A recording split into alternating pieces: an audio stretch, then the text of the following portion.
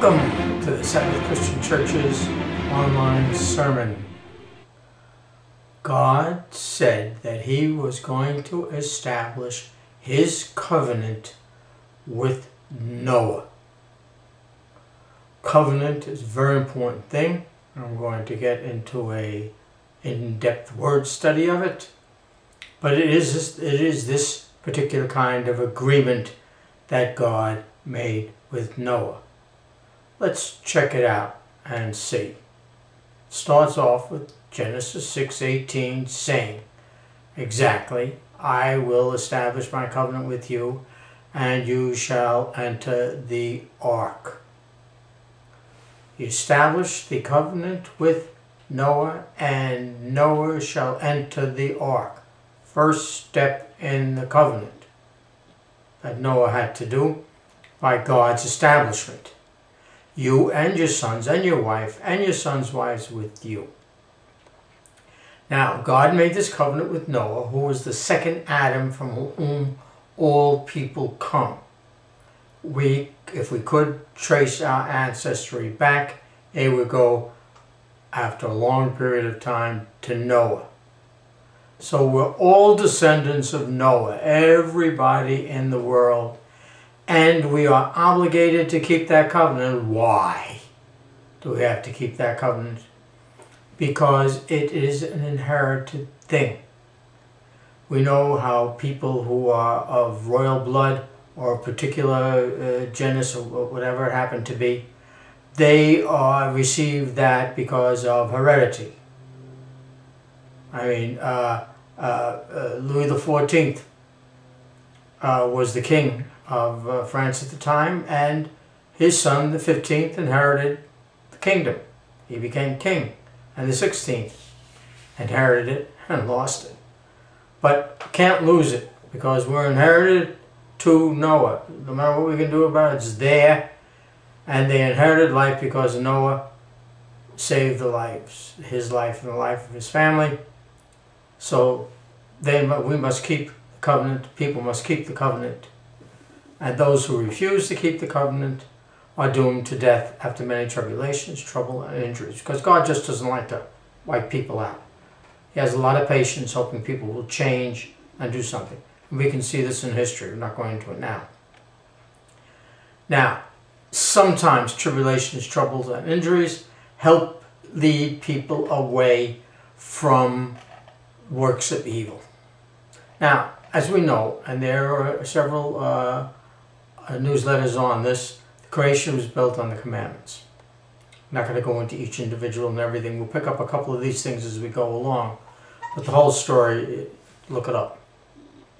Now the foundation of the deep and the floodgates of the sky were closed, and the rain from the sky was restrained. It's over. Flood ended at this point. All right? So after Noah got into the ark and everything, and the covenant was settled, it ended. In the 7th month, on the 17th day of the month, the ark rested on the mountain of Mount Ararat. There's a story about that. Notice the 7. Here, that's the commandment, the 7th day, the Sabbath day. And then he says on the Feast of Tabernacles, on the 7th month, the Feast of Tabernacles, the 7th.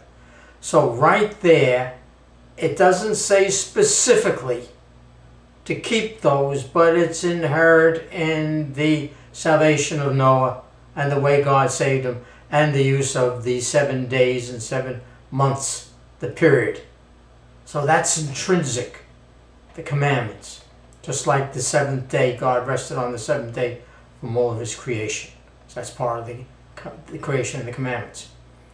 Now, the waters steadily decreased steadily until the 10th month. And the 10th month, on the first day of the month, the tops of the mountains became visible. That's your tabernacles. Now, it's like the first day of creation.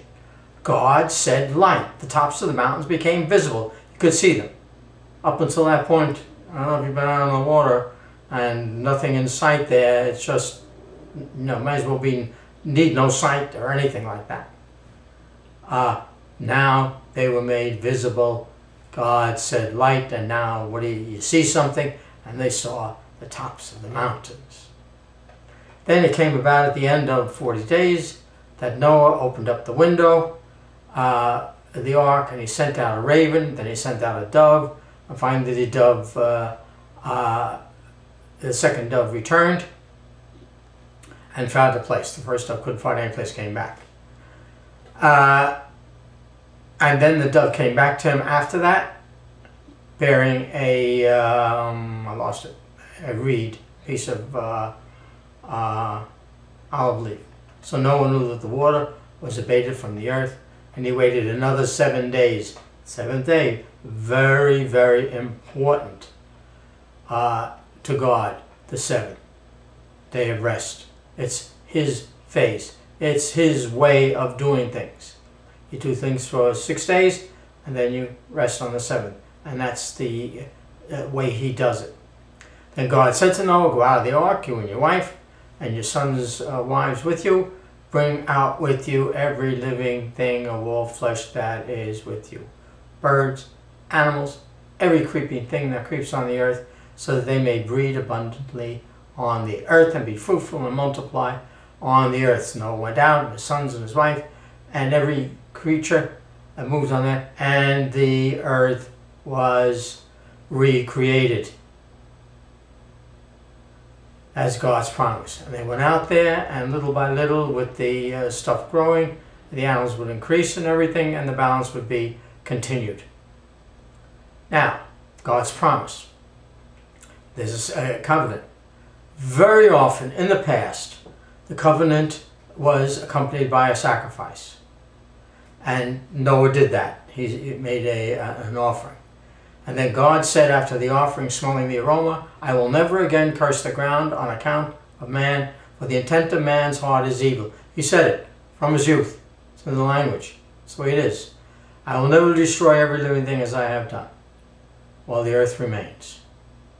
So he said that, and that's this part of the covenant. Now man has a part of the covenant also. 6 days shall you labor from the vegetation of the creation. So that's part of the thing. 6 days, 7 doesn't say specifically to do that. It says other things. People participate in the covenant when they go along with God's way, made in His image. God has that cycle of 7 days. People can go along with that cycle. They don't have to go along with that cycle. God does not force them to do that. But if they continue down evil ways where there is no reconciliation, where they will not change, God will not let them continue to go on that way. As that happens with countries and everything else. And God blessed Noah and said, be fruitful and multiply. And people created in God's image continue the creation by multiplying others made in God's image. He says, have children. He says, God created a man in His image. Now people create sons and daughters in God's image. Seventh commandment. With all the people around, other commandments come into play. Honor your parents. Parents give you life and everything. When you get older, you honor them. No murdering. You don't murder someone that's made in God's image. There's a difference between murder and killing. Murder is the legal thing. And this also anticipates a kind of government that man has to set up to make sure that these parts of the covenant are continued. No stealing. You don't steal from someone made in God's image. You don't bear false witness. You don't say, you don't lie about a person. You don't covet other persons' goods and property. He says, the fear of you will be over the beasts, and I give every food for them. He said, and then he goes on to say that, very importantly, whoever sheds man's blood, by man his blood shall be shed, for in the image of God He made him. He says it specifically on again. He made the law against murder very clearly. And the seventh, be fruitful and multiply and populate the earth. There is one God. No idols, no blasphemy, and the seventh day of rest are intrinsic in God's rescue and the recreation of mankind. The other 6 commandments relating to man's relation to others are made in God's image, go out of the safe landing of the ark. God recreated everything on the earth for Noah and his generations and the people from him, all of us. Now we learned the origin of the so-called Noachian covenant. Hear about the Noachian covenant, says this, that, and the other thing. Where did they get that from? Now we know where they got it from. Now God's covenant and mankind comes to life after the flood and the disembarking from the ark. Another story. God gave man his covenant of life after saving man after the flood, which destroyed all others opposed to God's law. Amen. And thank you for watching and listening.